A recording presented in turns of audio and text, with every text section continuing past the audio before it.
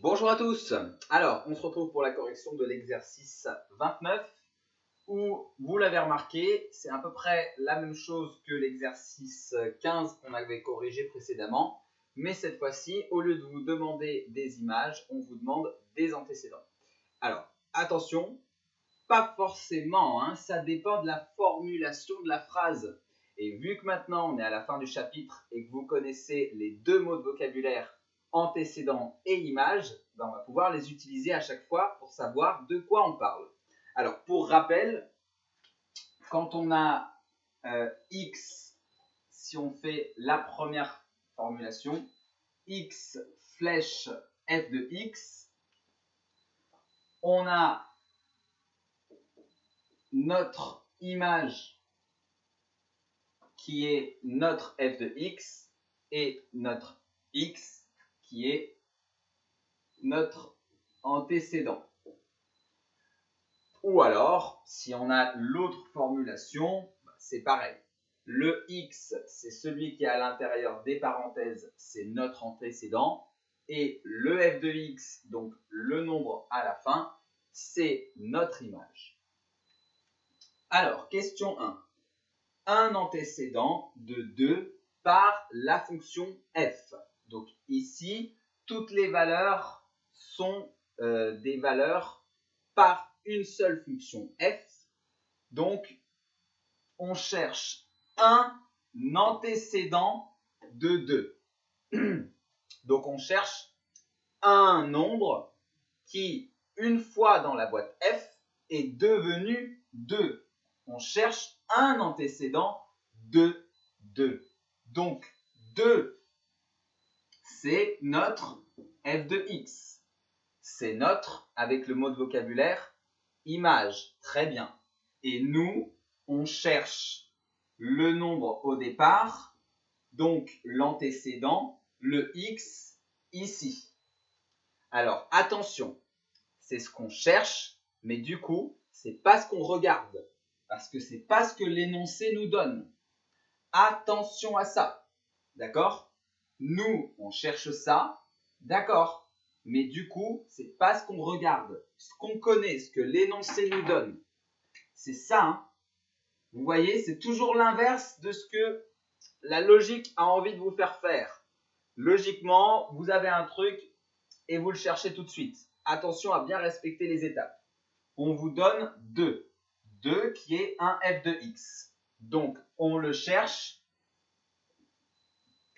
sur la fin après la flèche. Et notre réponse sera le nombre qui est avant. Alors, on cherche 2 ici, ici, ici, ici. Il n'y est pas. Donc, avec l'autre formulation, on cherche, attention, f de x. Donc, on cherche, c'est toujours pareil, le résultat après. Pas lui, hein, parce que lui, c'est un x. C'est fait exprès pour vous piéger.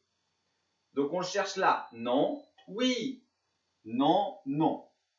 Parce que, attention, un antécédent, il peut y en avoir plusieurs, donc on doit bien chercher toutes les possibilités.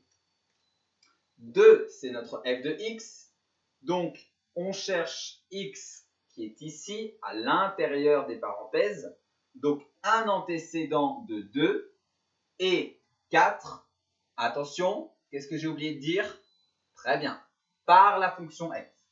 Donc, pourquoi? Parce que si on a mis 4 dans la boîte f, eh bien, on a obtenu f de 4 et f de 4 est égal à 2. OK? Donc, le principe est le même pour la question 2. Pourquoi? Parce que la formulation est la même. Donc, vous avez question 2, donner un antécédent de moins 4 par la fonction f. Donc, vous avez, si on vous demande un antécédent, ça veut dire que vous avez l'image, donc vous connaissez le f de x, et ce que vous cherchez, c'est x. Donc, Si c'est ce que vous cherchez, attention, c'est pas ce que vous regardez, c'est ce que vous allez trouver. Ce que vous regardez, c'est l'image, parce que c'est ce que l'énoncé vous donne comme information. Alors, moins 4, donc on le cherche, c'est un f de x, donc on le cherche après la flèche. Il n'est pas là. Attention, attention, hein, c'est pas lui qu'on regarde, on regarde lui. Donc non, non, non. Là, toujours pareil, on cherche le x, mais du coup, on cherche d'abord le nombre qui est égal à moins 4, et après, on aura la solution. Donc non, non, oui, non. Donc on a notre moins 4. Donc ce qu'on cherche, c'est le x, donc celui qui est entre parenthèses, donc c'est 6. 6 est un antécédent de moins 4 par la fonction f. Et puis, dernière question, question 3, où attention, là vous vous rappelez, ce n'est pas la même formulation que d'habitude, c'est la formulation avec le pour.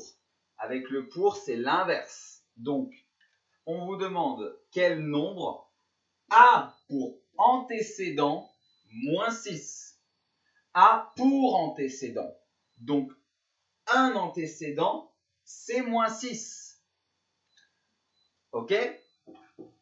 Et vous voulez savoir quel nombre a pour antécédent moins 6 par la fonction f. Donc, en fait, vous cherchez l'image de moins 6 par la fonction f. Vous voyez comme c'est compliqué? Attention à la formulation de la phrase, hein, parce que là, il y a le mot antécédent, et pourtant, on vous demande de chercher une image. OK? Donc, on cherche moins 6 au début de la flèche, on l'a ici, et on trouve du coup son image, c'est 5. Donc, l'image, faites attention à ce que je vais dire. L'image de moins 6 par la fonction f est 5. Ça, c'est dans ce sens-là. L'image de moins 6, c'est 5. Donc, 5 a bien pour antécédent moins 6. Quel nombre a pour antécédent moins 6? Vous voyez, vous pouvez vous dire la phrase dans le sens logique et après vous l'inversez dans votre tête pour voir si c'est bien la même phrase que l'énoncé. C'est ce que je vous conseille de faire. Ça peut être difficile dès le début d'inverser d'un coup dans votre tête.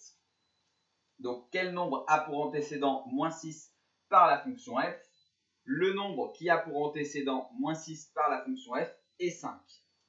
Alors, on vous pose la question au singulier, mais bon, je vous conseille quand même de toujours vérifier, hein, on ne sait jamais. Donc,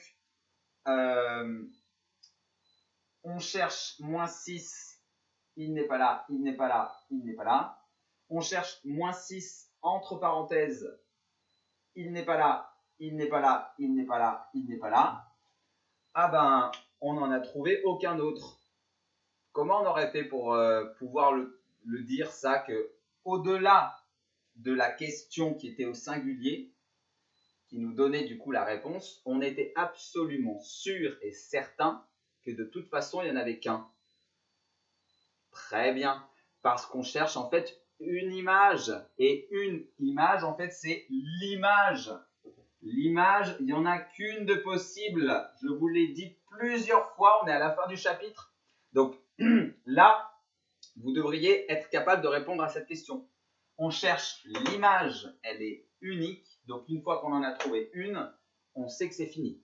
Voilà. Maintenant, bon, c'est pas grave si vous vérifiez tout.